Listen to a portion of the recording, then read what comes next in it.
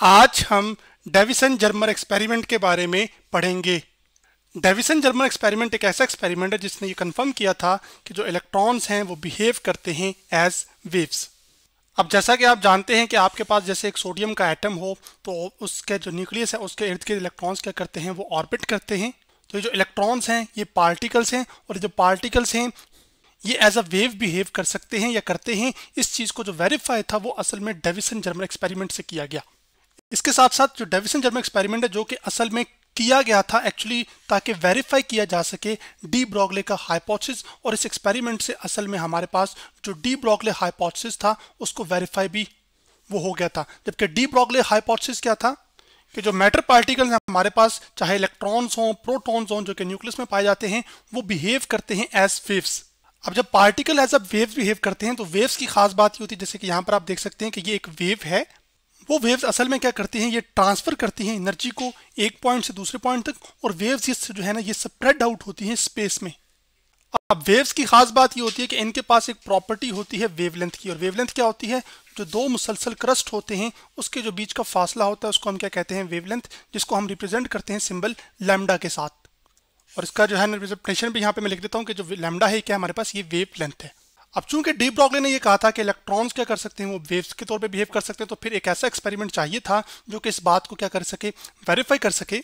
लेकिन उस हाइपोथेसिस में जो डी ब्रॉगली ने हाइपोथेसिस दिया था उसने असल में दो चीज़ों को किया था। उसने जो वेव की प्रॉपर्टी है जो वेवलेंथ, और जबकि जो पार्टिकल्स की प्रॉपर्टी जैसे कि इलेक्ट्रॉन की प्रॉपर्टी ये कि असल में जैसे मोशन कर रहा हो तो उसको हम मोमेंटम कहते हैं, और मोमेंटम क्या है, मैस इन मोशन। तो असल में डी ब्रॉगली हाइपोथेसिस ने किया था, या डी ब्रॉगली ने ये किया था कि एक्चुअली जो पार्टिकल की प्रॉपर्टी है मोमेंटम की, उसको रिलेट किया था जो वेव की प्रॉपर्टी है वेवलेंथ उसके साथ। तो उसका ये जो एक्सप्रेशन था वो ये था कि जो वेव मोमेंटम है ऑफ पार्टिकल वो असल में हमारे पास बराबर होता है h ओवर लैम्डा, जबकि जो लैम्डा है वो हमारे पास क्या है, वेवलेंथ, जबकि जो p है वो हमारे पास क्या है, वो मोमेंटम है। अब इस रिलेशन के मुताबिक ये था कि असल में जिन वेव्स की वेवलेंथ ज्यादा होगी यानी कि लॉन्गर वेवलेंथ होगी, वो असल में रिप्रेजेंट कर रही होंगे ऐसे पार्टिकल्स को जिनका मोमेंटम क्या होगा, वो कम होगा। तो कम मोमेंटम को हम डाउन एरो से रिप्रेजेंट करें, जबकि हायर वेवलेंथ को हम अप एरो से रिप्रेजेंट करें। और दोनों के लिए मैंने असल में समझाने के तौर पर अप और डाउन एरो इस्तेमाल किए हैं, और वो पीले रंग के किए। अब यहाँ पर जब wavelength of the wave decrease करेगी यानी कि वेवलेंथ डिक्रीज करेगी, तो आपके पास, इसको मैं यहाँ पे रिप्रेजेंट कर रहा हूँ, वेवलेंथ डिक्रीज करने का मतलब ये है कि दो मुसलसल क्रस्ट के बीच का जो फासला है वो अगर रिड्यूस होगा तो ये रिप्रेजेंट कर रहा होगा ऐसे पार्टिकल्स को जिनका जो मोमेंटम है वो क्या होगा, वो लार्ज होगा। तो इस डी ब्रॉगली हाइपोथेसिस से हमें ये पता चला था कि जो मोमेंटम है एक्चुअली ऑफ पार्टिकल्स वो इनवर्सली प्रोपोर्शनल है किसके, वेवलेंथ के। तो इस रिलेशन से असल में हम क्या कर सकते हैं कि वो मोमेंटम जो कि पार्टिकल की प्रॉपर्टी है और वेवलेंथ जो कि वेव की प्रॉपर्टी है उसको आपस में रिलेट कर सकते हैं। अब इसी चीज को एक्सप्लेन करने के लिए डेविसन-जर्मर एक्सपेरिमेंट किया गया, जिस पर उन्हें नोबेल प्राइज भी बाद में दिया गया। तो अब हम सबसे पहले एक कंप्लीट डिस्कशन करेंगे डेविसन-जर्मर एक्सपेरिमेंट की, और वहां से फिर चीजों को जो है वो अंडरस्टैंड करेंगे। तो जो डेविसन-जर्मर एक्सपेरिमेंट है उसका कंप्लीट सेटअप हमारे पास यहाँ पर मौजूद है, जिसमें आपके पास ये जो कंप्लीट पोर्शन है ये असल में रिप्रेजेंट कर रहा है इलेक्ट्रॉन गन को। इस इलेक्ट्रॉन गन से इलेक्ट्रॉन्स निकलेंगे, क्योंकि हम असल में इलेक्ट्रॉन की वेव नेचर को डिस्कस करना चाह रहे हैं, स्टडी करना चाह रहे हैं, तो हमें इलेक्ट्रॉन्स चाहिए। तो इलेक्ट्रॉन गन की मदद से हम इलेक्ट्रॉन्स को हासिल करेंगे। वो इलेक्ट्रॉन्स आके यहाँ पर एक निकल का क्रिस्टल होगा उसको स्ट्राइक करेंगे, यहाँ से डायफ्रैक्ट होंगे, और यहाँ पर हम उनकी वजह से जो बनने वाले डायफ्रैक्शन पैटर्न्स हैं एक डिटेक्टर की मदद से देखेंगे, और ये चेक करेंगे कि कौन से एंगल पर सबसे ज्यादा जो है वो हमारे पास पार्टिकल्स आके इस डिटेक्टर को हिट कर रहे हैं। ये तो एक जनरल ओवरव्यू था ना डेविसन-जर्मर एक्सपेरिमेंट का। अब इसमें जो स्टेप बाय स्टेप सारी चीजें इन्वॉल्व हैं उनको देखते हैं।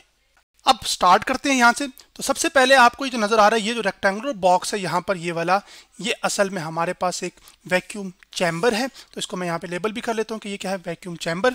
वैक्यूम चैम्बर का मतलब यहाँ पर ये है। इस वैक्यूम चैम्बर की खास बात यह है कि यहाँ पर कोई भी एयर पार्टिकल्स मौजूद नहीं है। इसका मतलब है कि जो इलेक्ट्रॉन्स इस इलेक्ट्रॉन गन से निकल रहे होंगे वो अगर यहाँ पे एयर मौजूद होती तो ना वो इलेक्ट्रॉन यहाँ से स्कैटर होते। तो उस चीज़ को अवॉइड करने के लिए हमने यहाँ पर एक्चुअली इस सेटअप में क्या किया है कि एक्चुअली वैक्यूम क्रिएट की हुई ताकि इलेक्ट्रॉन जो है वो एयर पार्टिकल्स के साथ स्ट्राइक ना करे। तो अब इस सेपरेटर्स पे वापस आते हैं यहाँ पर। अब हमारे पास यहाँ पर आप देखें तो ये एक बड़ी डंडी है और ये की छोटी डंडी है, और ये सिंबल अगर आप देखें तो ये बैटरी का सिंबल है। तो यहाँ पर आपके पास ये हमने लगाई हुई है एक लो वोल्ट बैटरी, इसका ये जो टर्मिनल है ये हाई पोटेंशियल पे, यानी कि यहाँ पे पॉजिटिव चार्जेस ज़्यादा हैं, जबकि ये जो छोटी डंडी वाला है यहाँ पर आपके पास क्या है, लो पोटेंशियल है, यानी कि नेगेटिव चार्जेस हैं। जबकि इस बैटरी की वायर्स को हमने बैटरी के साथ वायर्स कनेक्ट करके इसको हमने कनेक्ट किया हुआ है। यहाँ पर जो मौजूद है ये टंगस्टन फिलामेंट है। जैसे एक बल्ब में फिलामेंट लगा होता है जो कि हीटअप होता है जब उसको वोल्टेज प्रोवाइड किया जाए, वोल्टेज की वजह से असल में करंट क्या करता है, वो फ्लो करता है। अब इस टंगस्टन फिलामेंट के ऊपर हमने असल में की होती है बेरियम ऑक्साइड की कोटिंग। बेरियम ऑक्साइड की कोटिंग से फायदा ये होता है कि जो इलेक्ट्रॉन्स हैं इस फिलामेंट से वो आसानी के साथ क्या हो जाते हैं, वो रिलीज हो जाते हैं। उसके साथ साथ अगर हम यहाँ पर देखें तो ये जो पूरा हिस्सा है हमारे पास मिला के ये असल में हमारे पास एक रियोस्टैट है, और रियोस्टैट को हम इस्तेमाल करते हैं to control flow of current, यानी कि फ्लो ऑफ करंट को कंट्रोल करने के लिए हम असल में क्या करते हैं, रियोस्टैट का इस्तेमाल करते हैं। जैसे आपके घरों में इस तरह के जो पंखों के फैन नॉब नहीं होते जिसको आप घुमाते हैं तो उससे पंखे की स्पीड बढ़ या कम हो जाती है, वो असल में उसके पीछे जो फंक्शन है वो रियोस्टैट ही कर होता है कि जिससे कंट्रोल किया जाता है करंट के फ्लो को। जब ज़्यादा करंट फ्लो करेगा तो एक्चुअली आपके पास पंखा तेज़ी के साथ घूमेगा, जब कम करंट फ्लो करेगा तो एक्चुअली आपके पास फिर पंखा आहिस्ता घूमेगा। तो इस वजह से हम रियोस्टैट का यहाँ पर इस्तेमाल कर रहे हैं। जबकि इसकी यहाँ पर जो रिप्रेजेंटेशन है ये असल में आपके पास यहाँ पर एक रेजिस्टेंस है, और रेजिस्टेंस क्या करती है कि ये असल में चार्जेस के फ्लो के लिए रुकावट पैदा करती है। अब इधर भी आप अगर डायग्राम में देखें तो यहाँ पर एक पॉजिटिव टर्मिनल है और यहाँ पर एक नेगेटिव टर्मिनल है। अगर आप नेगेटिव टर्मिनल को डायरेक्टली देखें तो यहाँ पर वो असल में कनेक्टेड है आपके पास डायरेक्टली, यहाँ से जो कॉम्बिनेशन आ रहा है आपके पास वो नजर आ रहा है कि वो असल में लो वोल्ट बैटरी जो है और उसके पॉजिटिव के साथ, जबकि आपके पास जो हाई पोटेंशियल है इस रियोस्टैट का यहाँ पर आपके पास, और यहाँ पर जो बैटरी के सिंबल रिप्रेजेंटेशन हो रही है वो असल में आपके पास कनेक्टेड है, यहाँ पर इस रेजिस्टेंस से होता हुआ यहाँ पर आ रहा है। तो ये असल में आपके पास अब एनोड है, समझ लीजिए। उसके साथ साथ अब यहाँ पर अगर आप ये जो डब्बे की शक्ल है जैसे कि देख रहे हैं यहाँ पर, जिसमें जो दो गैप्स हैं, ये गैप असल में हम इसको कहते हैं स्लिट। तो इसको लेबल कर लेते हैं यहाँ पर स्लिट। ये भी स्लिट है, जबकि ये भी जो है ना ये भी एक्चुअली क्या है, ये स्लिट है। जबकि ये मिला के असल में आपके पास बना रहा है, तो ये जो कंप्लीट डब्बा है हमारे पास ये असल में कहलाता है कॉलीमेटर। यहाँ पर जगह कम पड़ी तो मैं इसको यहाँ पे रिप्रेजेंट करता हूँ, ठीक है, और इसके तीर का एक निशान ले जाते हैं जिससे रिप्रेजेंटेशन पूरी वाज़ हो जाएगी कि हमारे पास क्या है, कॉलीमेटर। और कॉलीमेटर हमारे पास क्या करता है, ये असल में फोकस करता है बीम ऑफ इलेक्ट्रॉन को। तो यहाँ से जो इलेक्ट्रॉन्स आ रहे होंगे कॉलीमेटर उनको फोकस करेगा, यानी कि खास डायरेक्शन में क्या करेगा, अलाइन करेगा। उसके साथ साथ उनको नैरो डाउन भी करेगा, यानी कि इनको एक इंटेंस तरह की चीज़ बनाएगा। जैसे आपके पास लेज़र लाइट होती है जो कि ग्रीन कलर की हो मिसाल के तौर पर, तो वो एक नैरो और फोकस्ड लाइट होती है, जबकि जो आपके पास आम बल्ब की रोशनी है वो फोकस नहीं होती ना, वो हर तरफ फैली हुई होती है। तो उस इलेक्ट्रॉन्स को उस फैलाव से बचाने के लिए हम क्या करें, यहाँ पे कॉलीमेटर का इस्तेमाल करें ताकि वो इलेक्ट्रॉन्स फोकस होकर यहाँ पर आए या यहाँ से फोकस होंगे। अब आगे अगर हम बात करें तो ये जो है हमारे पास निकल का क्रिस्टल है, यानी कि निकल की कोई मेटल प्लेट है और उसके जो एटम्स हैं वो एक खास ऑर्डर में अरेंज हैं। तो निकल के एटम्स जब एक खास ऑर्डर में अरेंज होते हैं तो वो असल में एक बनाते हैं क्रिस्टल, जिसको हम क्या कहते हैं, निकल क्रिस्टल। जबकि यहाँ पर आपके पास ये जो डॉटेड रिप्रेजेंट हो रहा है, ये डैश डैश से रिप्रेजेंट हो रहा है, ये असल में हमारे पास क्या है, ये वो बीम ऑफ इलेक्ट्रॉन्स है जो कि आके स्ट्राइक करेगी किसको, इस निकल के क्रिस्टल एटम्स को। तो जब वो आपके पास इलेक्ट्रॉन बीम ऑफ इलेक्ट्रॉन्स निकल के क्रिस्टल को टकराते हैं तो वो डायफ्रैक्ट होंगे, और वो जो इलेक्ट्रॉन्स डायफ्रैक्ट होंगे उसकी ये जो आपको ये वाली जो बीम नजर आ रही है ये भी इलेक्ट्रॉन की बीम है, लेकिन ये असल में डायफ्रैक्टेड बीम ऑफ इलेक्ट्रॉन है, जिसको हम डायफ्रैक्टेड इलेक्ट्रॉन बीम भी कह सकते हैं। अब जब निकल के क्रिस्टल से हमारे पास ये इलेक्ट्रॉन स्ट्राइक करके आए, यहाँ पे डायफ्रैक्ट होकर आए, तो अब यहाँ पर ये जो हमारे पास लगा हुआ है अपरेटस ये वाला, ये असल में इलेक्ट्रॉन डिटेक्टर है, यानी कि इलेक्ट्रॉन्स आकर क्या करेंगे, इन मुख्तलिफ पार्ट्स पर क्या करेंगे, स्ट्राइक करेंगे। जब इलेक्ट्रॉन्स मुख्तलिफ एंगल्स पर स्कैटर होंगे तो वो आपके पास असल में मुख्तलिफ पॉइंट्स पर इस इलेक्ट्रॉन डिटेक्टर को आके क्या करेंगे, स्ट्राइक करेंगे। जबकि यहाँ पर हमारे पास ये जो है ये असल में हमारे पास एक मूवेबल कलेक्टर है। मूवेबल कलेक्टर क्या करेगा कि इलेक्ट्रॉन्स को असल में कलेक्ट करेगा जो कि डिफरेंट पॉइंट्स पर क्या कर रहे होंगे, इस इलेक्ट्रॉन डिटेक्टर के आके क्या करें, स्ट्राइक कर रहे होंगे।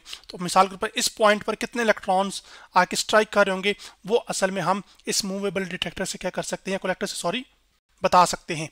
तो जितने इलेक्ट्रॉन ज़्यादा आके स्ट्राइक करेंगे असल में उतना करंट और इंटेंसिटी क्या होगी, वो ज़्यादा होगी। जबकि इसी मूवेबल कलेक्टर के साथ हमारे पास यहाँ पर एक गैल्वेनोमीटर लगा होगा। और गैल्वेनोमीटर हम किस लिए इस्तेमाल करते हैं, ताकि जो करंट है उसको डिटेक्ट किया जा सके या करंट की वैल्यू को किया जा सके, मेजर किया जा सके। और करंट की वैल्यू हम कैसे मेजर करेंगे, क्योंकि यहाँ पर आपके पास इलेक्ट्रॉन बीम्स आके या डायफ्रैक्टिव इलेक्ट्रॉन बीम आके जब स्ट्राइक करेगी तो उसके से जो करंट बनेगा वो असल में एक्चुअली हम इस गैल्वेनोमीटर की जो नीडल की डिफ्लेक्शन होगी उससे बता सकते हैं। और गैल्वेनोमीटर का जैसे रेजिस्टेंस होती है उसका सिंबल इस तरह का होता है, इसी तरह गैल्वेनोमीटर को हम सिंबल इस तरह से रिप्रेजेंट करते हैं। तो अभी तक हमने हर एक जो कंपोनेंट इस डेविसन जर्मर एक्सपेरिमेंट के अंदर इस्तेमाल हो रहा है उसको समझा है, देखा है, उसका क्या फंक्शन है उसको अंडरस्टैंड किए। अब हम एक ओवरऑल अंडरस्टैंडिंग ले लेते हैं कि हो क्या रहा होगा। असल में सबसे पहले हमारे पास यहाँ पे एक लो वोल्ट बैटरी लगी हुई है। उस लो वोल्ट बैटरी की वजह से असल में आपके पास इस फिलामेंट के अंदर करंट फ्लो करेगा, जिससे जो फिलामेंट है वो हीटअप हो जाएगी। जब वो हीटअप होगी तो असल में ये इलेक्ट्रॉन को रिलीज करेगी, और जब इलेक्ट्रॉन को रिलीज करेगी तो ये असल में चूंकि यहाँ पर एनोड है यानी कि पॉजिटिव कनेक्टेड है ना, तो यहाँ पर ये असल में जो रियोस्टैट है ये असल में इसकी जो वोल्टेज इससे जो सप्लाई किया जा रहा होगा या जो करंट है उसको आप क्या कर सकते हो, वेरिएबल कर सकते हैं हम। तो अब चूंकि जो इलेक्ट्रॉन्स इस टंगस्टन फिलामेंट से इमिट हुए होंगे, निकले होंगे, वो हर तरफ निकले होंगे, तो अब उनको हमें क्या करना है, वो एक खास डायरेक्शन में अलाइन करना है। उसके लिए हम क्या करेंगे कि यहाँ पर नोड कनेक्ट किया होगा, वो नोड पॉजिटिव चार्ज होगा तो वो इलेक्ट्रॉन्स को क्या करेगा, वो अट्रैक्ट करेगा। उसके साथ साथ कॉलीमेटर भी है ना यहाँ पर, तो वो क्या करेगा कि उस इलेक्ट्रॉन की बीम को या जो स्कैटर्ड इलेक्ट्रॉन्स हैं उनको फोकस करेगा, और फोकस करवा के इस स्लिट से वो इलेक्ट्रॉन्स पास होंगे। जब वो इलेक्ट्रॉन स्लिट से पास होंगे तो वो जाके निकल के क्रिस्टल को स्ट्राइक करेंगे। जब निकल के क्रिस्टल को वो स्ट्राइक करेंगे तो वहां से वो इलेक्ट्रॉन्स डायफ्रैक्ट होंगे, और यहाँ पे डायफ्रैक्ट होने का मतलब है कि वो अपना जो पाथ है मोशन का उसको चेंज करेंगे। और जो इलेक्ट्रॉन की बीम है उसको डायफ्रैक्ट कौन करेगा, निकल के क्रिस्टल। और डायफ्रैक्शन किसकी प्रॉपर्टी है, वो तो असल में वेव की प्रॉपर्टी है ना। तो ये जो इलेक्ट्रॉन की डायफ्रैक्शन है एक regular arrangement of nickel crystal atom से इस बात को कंफर्म करती है कि एक्चुअली जो इलेक्ट्रॉन्स हैं वो क्या हैं, वो वेव्स हैं। अब जो बकिया डिटेल्स हैं इस डेविसन जर्मर एक्सपेरिमेंट से रिलेटेड वो अब फिर हम नेक्स्ट लेक्चर के अंदर डिस्कस करेंगे। लेकिन अभी यहाँ तक मैं जो बताना चाह रहा हूँ वो खास अब ये है कि जब आपके पास डायफ्रैक्टेड इलेक्ट्रॉन बीम आएगी वो असल में क्या करेगी कि ये जो हमारे पास इलेक्ट्रॉन डिटेक्टर है यानी कि यहाँ पर आके वो इलेक्ट्रॉन स्ट्राइक करेंगे, और उस मूवेबल कलेक्टर की वजह से हम क्या कर सकते हैं कि वो बता सकते हैं कि किस पॉइंट पर कितने इलेक्ट्रॉन्स कलेक्ट हुए और उसकी वजह से कितना करंट बना होगा। अभी जो डेविसन जर्मर एक्सपेरिमेंट है ये आपको ये भी बताएगा कि किस एंगल पर जो इलेक्ट्रॉन्स हैं वो सबसे ज़्यादा स्कैटर हुए होंगे, उनकी इंटेंसिटी सबसे ज़्यादा होगी। सिर्फ अंडरस्टैंडिंग के लिए मैं आपको बता देता हूँ कि जब आपके पास जो मैक्सिमम वोल्टेज जो यहाँ से सप्लाई किया जा रहा होगा वो अगर 54 वोल्ट हो तो जो इलेक्ट्रॉन्स हैं वो 50 डिग्री के एंगल पर जब डायफ्रैक्ट होंगे तो असल में जो इंटेंसिटी ऑफ इलेक्ट्रॉन्स होगी स्कैटर्ड इलेक्ट्रॉन की वो सबसे ज़्यादा होगी। और ये जो 50 डिग्री का एंगल होगा ये असल में बता रहा होगा कि इस एंगल पे मैक्सिमम कंस्ट्रक्टिव इंटरफेरेंस हो रही होगी। अब जो बकिया डिटेल्स हैं फिर अब हम नेक्स्ट लेक्चर के अंदर डिस्कस करेंगे, और फिर कैसे वोल्टेज की टर्म्स में हम उस जो पार्टिकल्स हैं उनकी वेवलेंथ को कैसे कैलकुलेट करते हैं वो भी हम देखेंगे साथ साथ। तो आज हमने डेविसन जर्मर एक्सपेरिमेंट के बारे में पढ़ा।